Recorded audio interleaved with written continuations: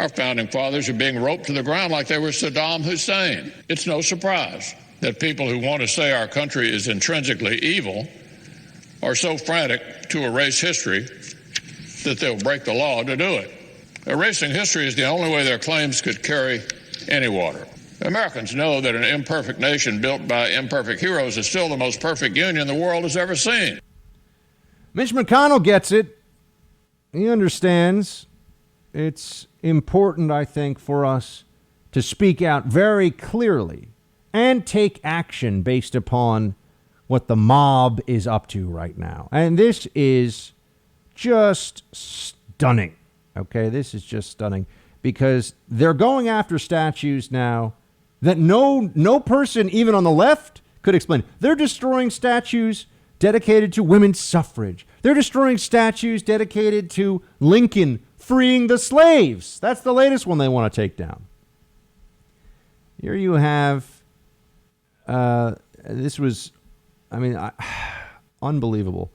Washington, D.C.'s congressional delegate Eleanor Holmes Norton, this according to Fox News, said that she will introduce legislation to remove a problematic statue of Abraham Lincoln from D.C.'s Lincoln Park on Capitol Hill. Holmes Norton cited the statue's problematic depiction of the fight to achieve emancipation as grounds for its removal. The statue shows Lincoln standing over a shackled slave holding the Emancipation Proclamation. Quote, although formerly enslaved Americans paid for the statue to be built in 1876, the design and sculpting process was done without their input, and it shows. The statue fails to note in any way how enslaved African Americans pushed for their own emancipation. Holmes Norton claimed the former slaves who funded the statue were only recently liberated and grateful for any recognition. That's right, folks. Here we are. Abraham Lincoln statues are now being not just attacked by the mob, but the officials in charge, politicians, people that work as in the bureaucracies, the officials who are in charge are trying to get them removed. You know, just, okay, fine. Let's go through the process and get rid of this. You look at this statue and you think, well, hold on a second. Shouldn't it be isn't it very noteworthy, as she mentioned here, that this statue was paid for, the initial statue was paid for with funds raised by emancipated slaves. That is a very powerful backstory to all this, isn't it? And yesterday there was a crowd gathered around this statue, and they were shouting about how it has to be taken down, and they're all excited with themselves. This statue is so racist, I suppose, that Frederick Douglass, one of the great heroes and someone who I think should be further elevated even than he already is in the public sphere, one of the great heroes of the American struggle for freedom, Frederick Douglass, spoke at the dedication of this statue. So you've got a statue of Lincoln paid for by freed slaves, dedicated by one of the great intellectuals, one of the great heroes of American freedom of all time, Frederick Douglass. And now some DC politician and this mob, and they want to tear this down because it doesn't comport with their view of how statues should depict events like this. Or it's not even an event; it depicts this idea of Lincoln freeing the slaves. There was another statue that was destroyed up in Wisconsin, or it was defaced, of somebody who was a staunch abolitionist and fought and died for the Union. It is not even enough now. This mob of leftist, Marxist, Robespierre wannabes. At least Robespierre, bad guy, but say what you will, but he knew his history. They don't even care if you died.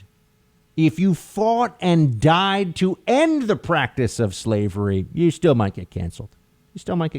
What greater act could one take than to fight on the side of the army to end slavery.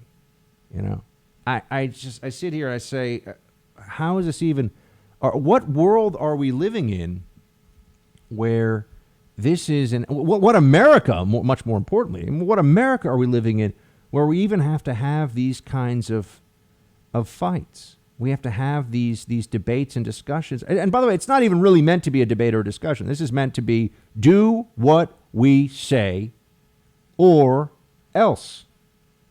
Do what we say or else we will tear. You know, you can either remove it because the politicians in charge have been pressured, or we'll remove it for you.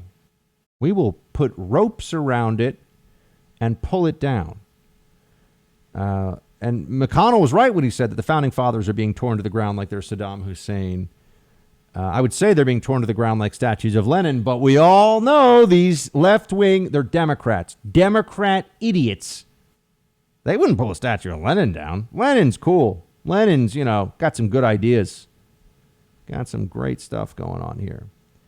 And just see how this hysteria and this absurdity has spread all across the country.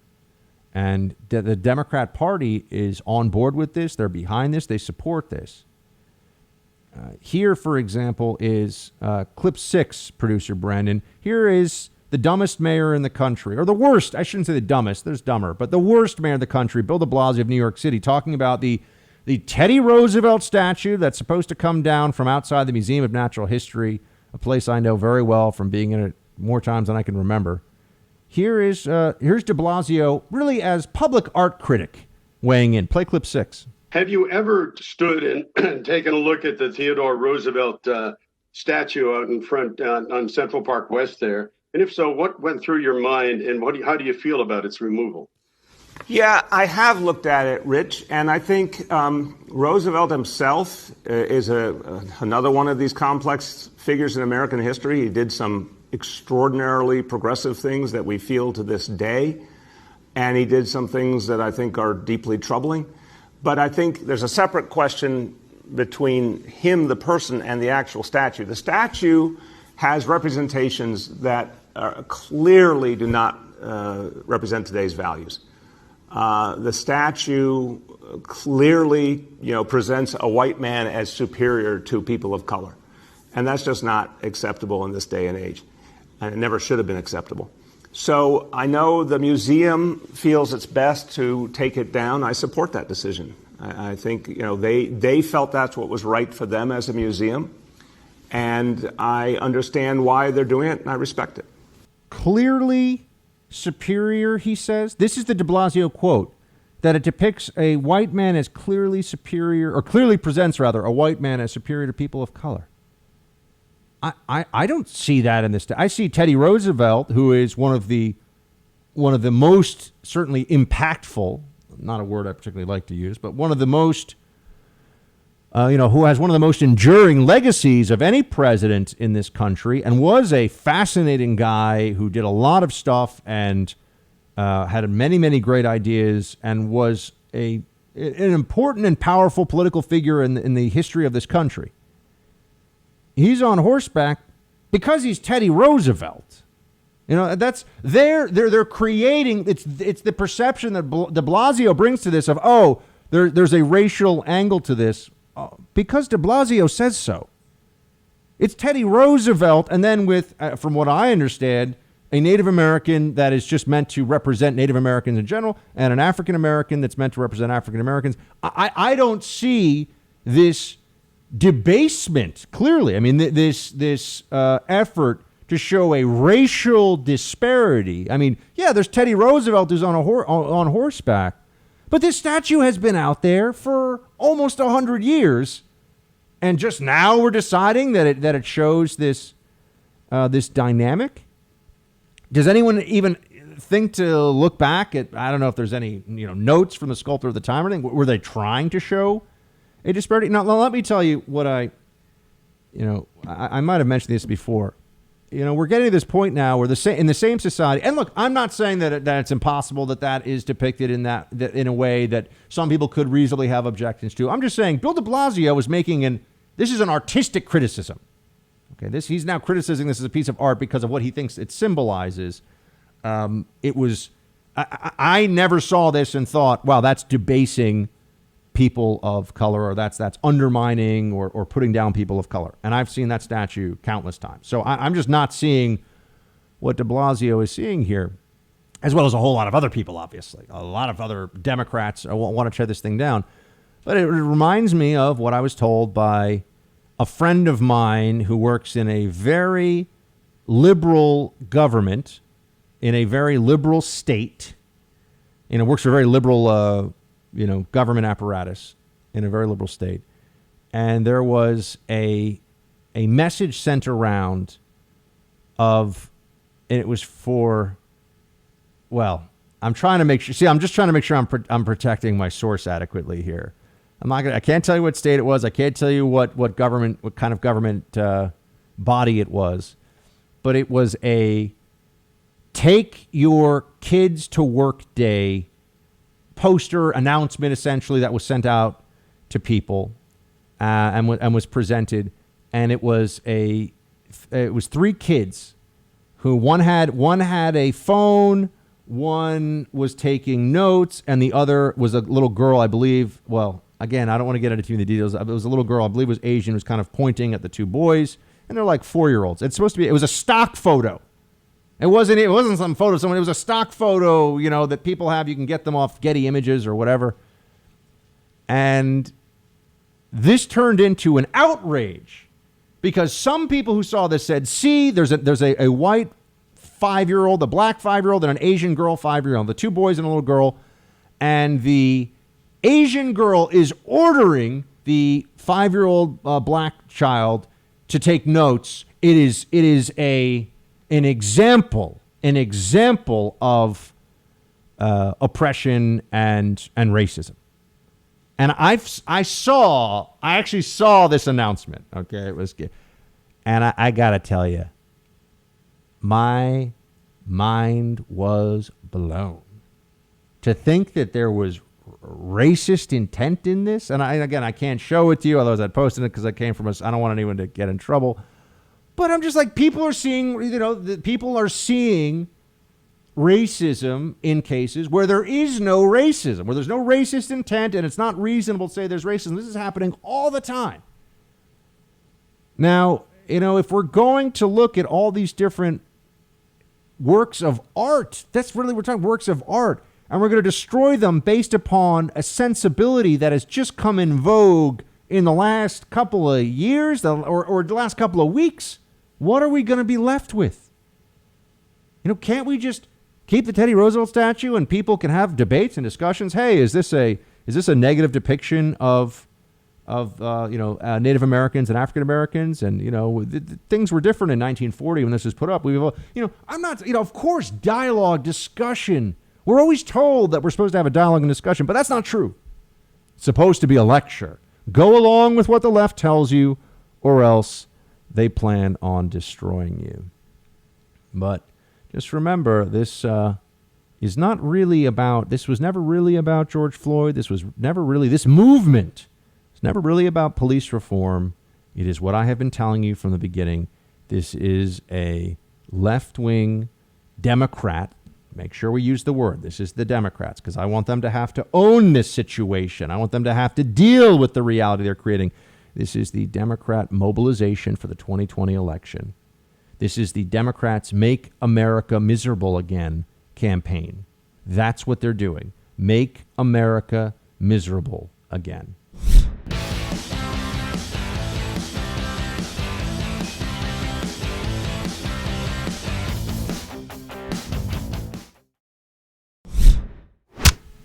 We have become scapegoats in this. We, as our federation board, myself, and it's unjust. The people since the fallout of the Floyd death, the people to blame lies squarely on the shoulders of our political leadership. You've also made very pointed comments about groups like Black Lives Matter, and you've actually referred to them as a terrorist organization. Do you believe Black Lives Matter is a terrorist organization? There are portions of it that certainly have participated in domestic terrorism, and look not just in Minneapolis but the other cities. And that's not them exclusively. There was Antifa there doing the same thing. So there are incidents where at Black Lives Matter events, certainly terrorist activity takes place.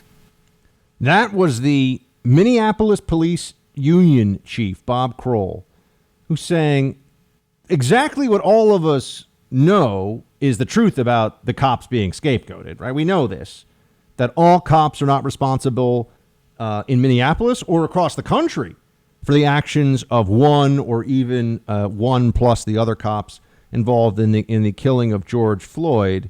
But that's the way that this has been framed from the very beginning. This was taken as a truth of all police because the police because the police are imperfect, because there are less than, in any given year, less than 20, I think it was the most recent number I saw, unarmed black men killed by police in America out of a country of 320 million people. Because of that, though, we have been put through, the country at a point where it's already on its heels. We have been through a very rough period here, economically, psychologically. As a nation, we've been put through because of this COVID-19 thing, and it's still going on, and I'm going to talk about that in a minute. We have been put through hell on this. And now is when the left decides that we have to have the BLM marches and all this stuff. Now is when we have to have all the statues pulled down and destroyed and defund cops. This is when you think it's the time to start pulling away law enforcement resources. Any person in a position of authority who sees what's going on and says, yeah, what we need right now are fewer cops and demoralized cops is a fraud and a moron. They're a fraud because they're only saying this because they think they're safe wherever they are. They don't think it's going to affect them. You know where it's going to really be bad? Minority neighborhoods where there's a lot of crime. That's where reductions in police presence have the most negative and most immediate impact. Although it will spread to the entirety of a city. This was what happened in New York. I lived here when this was an unsafe, bad city to be in for a lot of reasons.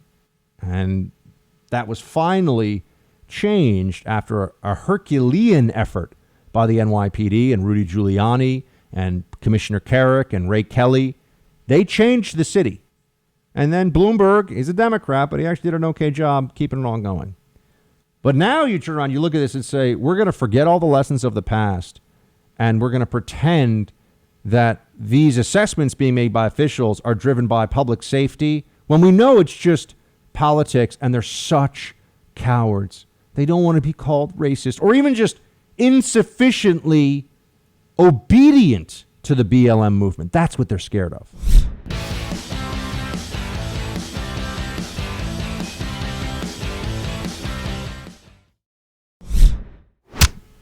I am saddened because this is a horrible precedent, and I hope I'll leave to Attorney General Barr to make the final decision. But as I stare at that, this is the kind of thing that we've seen happen. I was a soldier once. You know that story.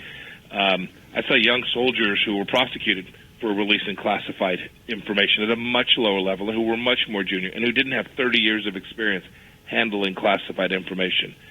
This is something that has real criminal risk associated with it. And for the life of me, I can't figure out how it's the case that this can be permitted to stand without a real response. If this becomes the pattern and practice, this is truly damaging to American national security. So I know I got to get a copy of this Bolton memoir before they start trying to black lines of it out so that there's a removal of classified information here. I've got to find a way to see everything that's in this, because it is really hard to imagine what the heck Bolton was thinking when he decided he was going to publish this book without finishing the pre-publication process. I know that this sounds kind of like, meh, Buck, is it really that big a deal? Yeah, it's not like he's trying to clear his book with a former employer because they're worried that he's going to share the formula for their super tasty muffins or something. This isn't about just some private sector corporate advantage stuff, although that could be bad enough from a legal perspective. You get sued a lot. This is about national security. This is about secrets, classified information. And Bolton would think that he could get away with this? I don't. It's amazing. But then again, how could I think it's impossible that one's ego could be that out of control when what we saw with James Comey was completely insane? He's former FBI director who takes home with him his notes from meetings with the president and then leaks those notes to someone who leaks them to the New York Times to get even with the president. I mean, it's like James Comey was one of the people sitting at the table in Mean Girls or something. Oh, we're going to gossip about what? It's the former FBI director. One thing that has been a major revelation of our time, and it's one that I want you to think about this always. I want this to be in the back of your mind. The people who are in some of the most powerful and most sensitive jobs in the United States government, many of them are complete and utter narcissistic morons. And it's true of Republican and Democrat administrations. But these are not impressive people, which is all the more reason why you should look at the decisions they make, the justifications that they give for their conduct with a lot of skepticism. That's one thing. I wish we had a press corps that did what the press corps today pretends to do, which is hold people to account for the truth and get information that we need to understand what's really going on. They don't really do that. They are activists. And as we saw with their inability, unwillingness to even ask about, say, the Bubba Wallace noose picture, that wasn't even brought up. The press doesn't ask very, very basic and straightforward questions of leaders that they and people that are senior in the government that they like.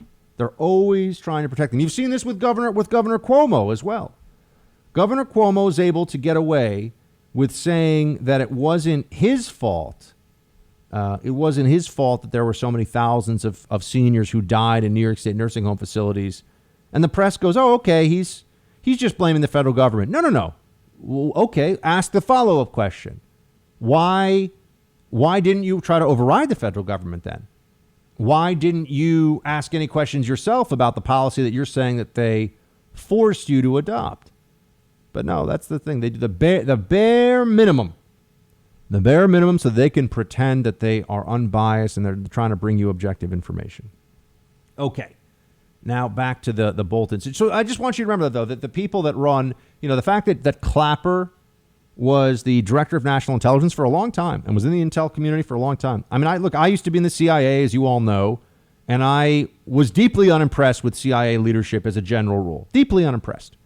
I remember having to answer to people that I'm like, I would not hire this guy to be, the night janitor at a petting zoo, but he's in charge of a substantial office, a substantial part of a major CIA effort. I mean, that would actually happen.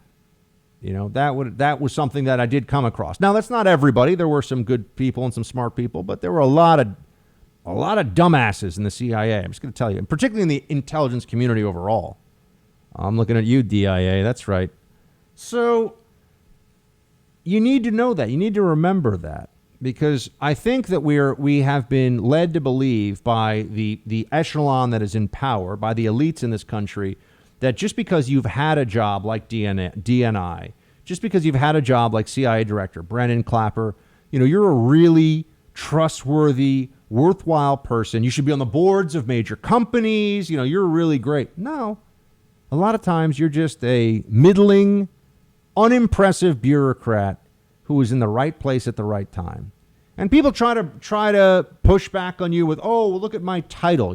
John Bolton would be a perfect example of that, taking this back to the Bolton book.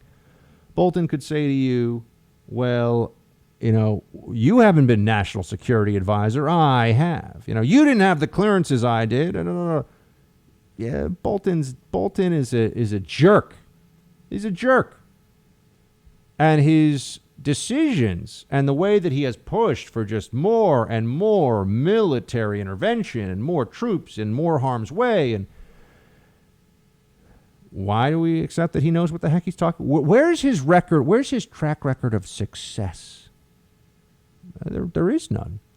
His success in his mind is merely to continue to get senior government jobs, to be a guy who still manages to convince people in power that he should have a lot of authority and sway in the government just because. And so when you think about all of that, when that backstory is in place, the decision that he may have made here to publish classified information, he must be punished, or else no one who publishes classified, who signed their contract, who has an agreement with the government, and who swore an oath to this country, no one can be punished. No one. I mean, I know people who have been hounded by the internal government authorities to no end. I know people who have been threatened with ruination for the most minor perception of an infraction of classified protocols, minor things. And they will try to crush you. They will try to ruin you. Bolton is going to get away with this? I certainly hope not. But here's what he says, because Pompeo, who doesn't back down from anybody, and I'm glad to see it, Pompeo is calling Bolton out, so Bolton has decided to speak out against him in turn. And here is what Bolton offers up. Play clip 5. You've been called a liar. The Secretary of State, Mike Pompeo, said this morning that you were left out of meetings because he was leaking, or he would twist things, or he lied. Yeah. Well, Mike and I obviously have a substantial disagreement here, because I think his department was the ace of aces in the government for leaking things. He has made a decision, which is certainly his to make, to tie his political future to Donald Trump. I think that's what he continues to do. I feel sorry for him for doing that, but obviously I'm not going to change his mind. Was Secretary Pompeo one of those yes men that you describe in the book? In some cases he was, and I didn't understand why. Knowing that he disagreed with some of the things the president wanted, he didn't try to work to persuade him. Look, these decisions are ultimately the president's. We all understand that. But at some point, and I came to that point, and others did as well, when you can't, in good conscience, carry out the decisions, then it's time to resign. Bolton was pushed out because he was a maniac that wanted to keep pushing for war everywhere. And that he is calling out Pompeo here, I think is very interesting, because ultimately all of Bolton's position here really rests upon the very clear belief that he has that he's just smarter than everybody. And that hubris that you see in government, you can go back even to some of the studies that have been done about Vietnam, and all the smartest, all the best men, all the smartest men agree on this policy in Vietnam and all this stuff. This is a cardinal sin for powerful government officials, that they really think they know everything. Oh, Obama was guilty of this for sure. Thought that he was smarter. He said things like, I know more about, agricultural policy than my agricultural policy advisor, right? I mean, he would say this kind of stuff. I know more about commerce than my commerce advisor. I know more about, name something random. I don't know. Education policy than my education advisor. That was his belief. He's not alone. A lot of politicians and a lot of people in very senior levels of the government seem to also believe this. And Bolton certainly. Does Bolton ever admit that he's wrong? Friends of mine who have read the Bolton memoir, and I will have to read it now, of course, have been saying that one of the things that sticks out about it the most is how he always has the answer. There's no reflection that he has about, maybe I was wrong on this, or maybe the American people wanted a different policy trajectory. Do you feel worse off because we're not trying to, well, at least not the way we were, we're not engaged in the primary, national effort of the federal government is trying to remake countries in the Mideast and South Asia? Do you feel like your life is worse off because of that? I'm going to go out on a limb and say no. And And I know there are a lot of veterans, current members of the active military, and also veterans who listen to this show. I don't think any of you feel like we're all worse off because we don't have 100,000 troops, marching around, trying to keep the peace everywhere from Mosul to Baqiba to Baghdad to Talafar to, you name it. And the same thing in Afghanistan, Kabul and Jalalabad and Kandahar. I don't think we all feel like, oh no, what's going to happen now? We're not having Americans that are rebuilding countries for people who should be building them themselves. That's right. That's what should be happening in foreign countries. It should not be an American mission. Bolton doesn't believe that. Bolton's like, drop more bombs, send in more troops. We got more where that came from. That has always come across from his attitude, and it's appalling. He is not above the law, even though he thinks he's smarter than everybody else, and he's not. He's not above the law, and they should come down very hard on him, assuming that he has transgressed and broken the law here. I mean, he certainly transgressed on the question of honor. It is a dishonorable thing to do to have been a national security advisor for a president and then come out and do this and get your big advance and everything else. I hope that no future government ever is stupid enough to want Bolton's advice or counsel. I hope that Fox News doesn't put Bolton back on TV and make him a contributor and all this stuff. I hope. We'll see.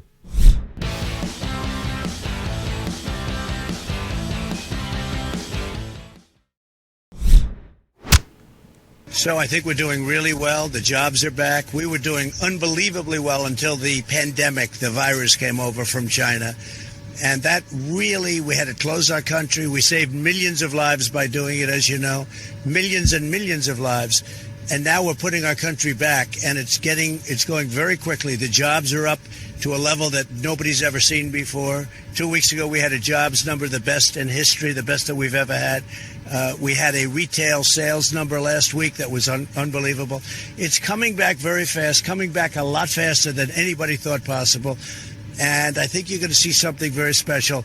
So we built the strongest economy in history once. Then we had to close it in order to save potentially millions of lives. We did it. Did a great job with it. The people did a great job with it. Now we're rebuilding the economy. The third quarter will be really great, which is coming up. The third quarter is going to be very, very good. Next year is going to be one of the best years we've ever had. We definitely need some optimism right now. I think the president is trying to start that narrative now, and there are events to point to. There are numbers to point to that certainly support his perspective on this. But here's where it is right now. I mean, I'm seeing these polls that say that Biden has a 14-point national lead. Now, what really matters is the battleground states and not just national polling. But Trump is losing right now, folks. I say that to you because I speak the truth as I see it here on the show all the time. Trump is losing right now. He is losing in a general opinion sense, and with his lack of action on this issue right now of the protests and the mobs and everything. And the polls are showing that. So we need to start looking to how we turn this around. We need a narrative of the conservative resurgence. We need a narrative of Trump 2.0 that is compelling and that gets the storyline away from the Make America Miserable Again campaign of the Democrats, which so far has been working. Okay, it has been a thing that has worked for them. And that then brings me to these stories we're seeing about, look, we cannot shut down again. No national shutdown. But Texas has a surge in cases. ICU use is up there for COVID patients. There are some other states where there's been an increase in cases that is not attributable just in a rise in testing. This is concerning. And you got to remember, they were willing to play political games when the numbers were getting better all the time. Now the numbers actually are getting a little worse in a few states. Nationwide, they're better, but in a few states, they're getting worse. This is going to be a weapon against Trump's reelection, and a potent one. So we need to start really looking at how the numbers are trending and what's being done. I mean, Governor Abbott is even a little clearly alarmed about what's going on in Texas. It does not make sense. Why would there be such a lag after reopening these places? Why are some And also, do masks even really make that much of a difference? Because in Europe, they've had reopens, no resurgence, and very minimal mask usage in some countries. Well, why are some European countries not having a resurgence after the reopen, after schools have reopened, and only some states here? We have to really identify these causes. I do not have all the answers on this. I wish I did. No one does right now. We got to look for them, though, because all of the truth of any spikes in the COVID cases and the pandemic in general is going to be hidden behind a lot of political posturing and Democrat weaponization.